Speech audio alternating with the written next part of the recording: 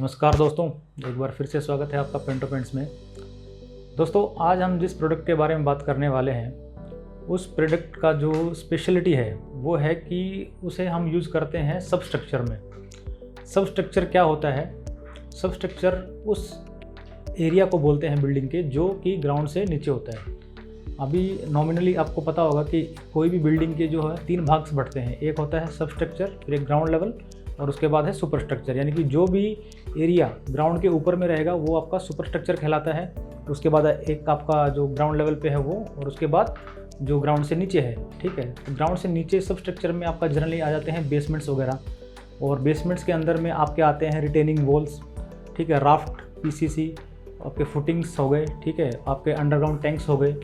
तो जैसा कि आप लोगों को पता है कि नीचे की जो सतह है वो कंटिन्यूस जो एक्सटर्नल साइड से है वो मिट्टी के टच में होती है कंटिन्यूसली। ठीक है, तो किसी भी तरह के पानी के साथ साथ में एक प्रेशर भी रहता है वहाँ पे, और हमेशा एक पानी का अटैक का खतरा रहता है। साथ ही साथ में अलग अलग बैक्टीरियाज या फिर आप बोल लीजिए किसी भी तरह के माइक्रो ऑर्गेनिजम्स, उनका भी खतरा वहाँ पे ज़्यादा रहता है। तो और साथ ही साथ क्योंकि वो चीज़ कंटिन्यूसली मिट्टी और पानी के कॉन्टेक्ट में होती है तो ज़्यादा से ज़्यादा उस चीज़ के एक्सपोज होने का खतरा ज़्यादा रहता है, और जिसकी वजह से वाटर प्रूफिंग के इश्यूज़ हमेशा ही सब स्ट्रक्चर में हमेशा ज़्यादा बने हुए हैं। ठीक है, अगर आप ऑन एन एवरेज भी देखेंगे तो कभी भी जो वाटर प्रूफिंग के जो फेलियर्स हुए हैं वो अधिकतर आपके सब स्ट्रक्चर्स में ही देखे गए हैं। और सब स्ट्रक्चर एक ऐसी जगह होती है जहाँ पे आपको निर्माण के दौरान बहुत ही ज़्यादा सतर्क रहने की ज़रूरत होती है, और अच्छे प्रोडक्ट और अच्छी एप्लीकेशंस की रिक्वायरमेंट आपको हमेशा ही वहाँ पे लगती है। अगर आप किसी भी तरह के सही प्रोडक्ट या फिर आपकी एप्लीकेशन में चूक हो जाती है तो आगे जाके जो उसके परिणाम होते हैं वो काफ़ी ही खतरनाक होते हैं, और आपका एक्सेस जो एक्सपेंडिचर होता है उस चीज़ को रिपेयर या मेंटेनेंस करने में जाता है। तो दोस्तों, आज हम जिस प्रोडक्ट के बारे में हम बात कर रहे हैं उसका नाम है पेंटो फ्लेक्सी। तो पेंटो फ्लेक्सी एक प्रोडक्ट है जो पेंटो पेंट्स कंपनी ने बनाया है और स्पेशली ध्यान रख के बनाया है सब स्ट्रक्चर्स को। ठीक है, जैसा कि मैंने बताया कि क्या क्या दिक्कतें हम महसूस करते हैं सब स्ट्रक्चर्स में, तो उसी चीज़ को ध्यान में रखते हुए इस प्रोडक्ट का निर्माण किया गया है। तो इस प्रोडक्ट का इस्तेमाल आप रिटेनिंग वॉल्स, राफ्ट्स में, पीसीज में, फुटिंग्स में, ठीक है, आपके जो अंडरग्राउंड टैंक्स हैं उसके अंदर में कर सकते हैं। ठीक है, तो इसका एप्लीकेशन किस तरह से होता है कि इसका एप्लीकेशन अगर एज ए सिस्टम आप करेंगे तो आपको सेम प्रोसीजर फॉलो करना पड़ेगा, जिसमें सबसे पहले आता है आपका सरफेस प्रिपरेशन। आपको अच्छी तरह से जो दीवारें होती हैं रिटेनिंग वॉल्स वगैरह की, उसको अच्छे से क्लीन कर लेना है। आपके जो भी टाई रोड्स वगैरह होते हैं, होल्स वगैरह होते हैं, उसे आपको पेंटो कॉन मेटल की मदद से भर लेना है। जो भी आपके हॉरिजॉन्टल जॉइंट्स होते हैं, ठीक है, जहाँ पे आपका डबल डेक सिस्टम लगता है, मतलब एक प्लाई के ऊपर दूसरी प्लाई का जो जॉइंट आता है उसको अच्छे से क्लीन करने के बाद उस चीज़ को पेंटो कॉन 2X की मदद से भर लेना है। ठीक है, कोई भी क्रैक वगैरह है तो उसको पेंटो क्रैक मेट की मदद से आपको भर लेना है।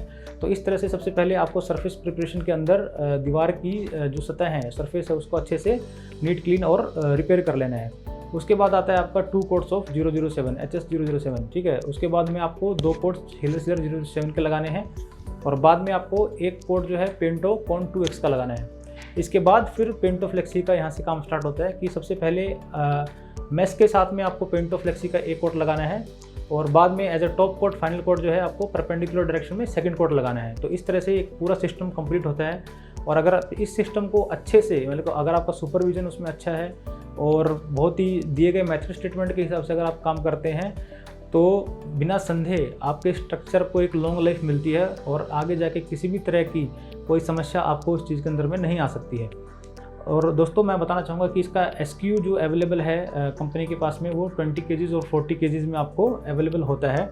और अभी मिक्सिंग रेशियो क्या है, इसको लगाना कैसे है कि तो फर्स्ट कोट जो है आपका, जब आप पेंटो फ्लेक्सी का फर्स्ट कोट लगाते हैं तो उसमें आपको 30 to 40% डाइल्यूशन करना है। यानी कि अगर आप 1 लीटर केमिकल लेते हैं, 1 लीटर जो पेंटो फ्लेक्सी लेंगे तो आपको 300 से 400 ml पानी उसमें डाल के डाइल्यूशन करके आप लगा दीजिए फर्स्ट कोट जो है।